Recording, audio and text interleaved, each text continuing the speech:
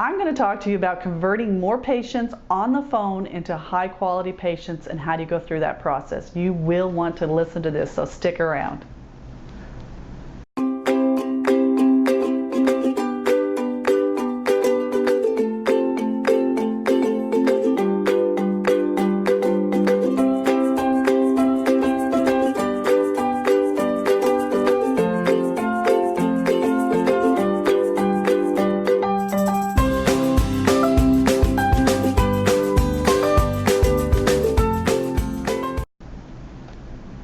Hi, this is Ginger Bratzel from New Patient Attraction Automation and gingerbratzel.com, and I'm the author of the book Secrets of Creating a Prosperous Dental Practice. And I want to address phone conversion because I got a really great email. I'm going to read it word for word from a really smart doctor, and it's not the first time I've heard this, so I wanted to address it to the team. So it says, "Hi Ginger, my single biggest challenging aspect is the interview process to new clients on the phone and converting the calls into excited, anxious to visit new patients. My practice is family-centered with an emphasis on cosmetic and full mouth design with sedation, and I'd like to be able to have more patients converted." I think this is a really great question, and that's why I want to spend some time on it. I'm going to break the patient process down for you, and we're going to talk about each steps with it, and I'll give you an analogy to it. So let's think about it in the real world. If you were out dating and you were on the scene, and I don't care if you're using Match.com or you're using a church group or you've been set up by your best friend on the blind date, there's a certain sequence to going through the process. And we would think, and we know it'd be totally unrealistic if someone said, you know what, I talked to her on the phone, I want her to say yes to marrying me, or him, whatever the case may be. Well, the situation is we know that's unrealistic. That's not going to happen. But when it comes to our business, we just kind of throw out reality. We throw common sense out.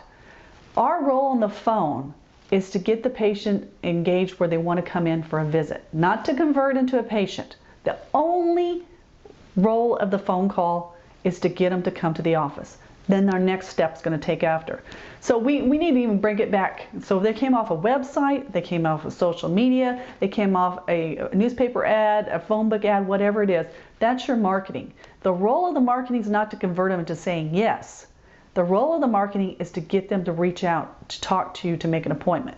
So that might be online, if that's how they respond and that's how the interaction went, or in person, where you can really start to wow them.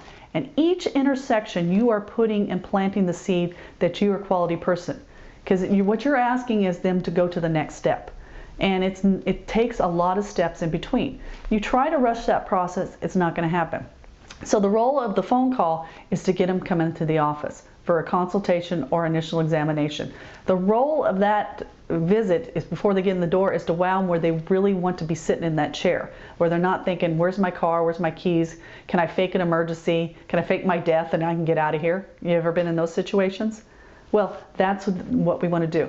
The role of the first team member to talk to them is the personal interaction, to start that interaction, even if it's on the phone, but then we're going to cement it with a personal interaction, because dentistry is a personal business. We have to see people. They don't mail their teeth in and we just send them back. And then from there, the rest of the job of every member of the team, everything in your office, every piece of trash, every little spider web, all of that has to be removed, because we want a clear vision that this might be their dental home. So when it comes to the treatment plan, they have all those things out of the way. If they're still thinking about that first interaction and something went wrong 10 steps back, even if they've kind of forgot about it subconsciously in the back of their mind, they're holding on to it, and that will tell them to say no. So don't be unrealistic and expect them to be highly converted patients just off a phone call. And if you're putting that kind of stress on your team, they cannot perform at that level. It's not human nature. So don't expect that.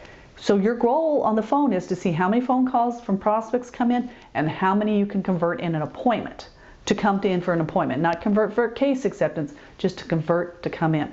And if they're not doing it, they don't have good phone skills. And most of the time, those phone calls are too long. We want to give them just a couple ideas. So yes, we can help you with that. I can offer you an appointment. You can discuss that directly with our doctor. It's mornings or afternoons. Best for you.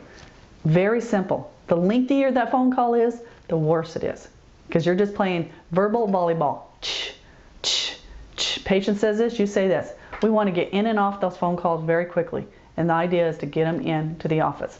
So new goals, new ideas, new expectations, and you increase your conversion, and you will be better prepared to play the game of business of dentistry.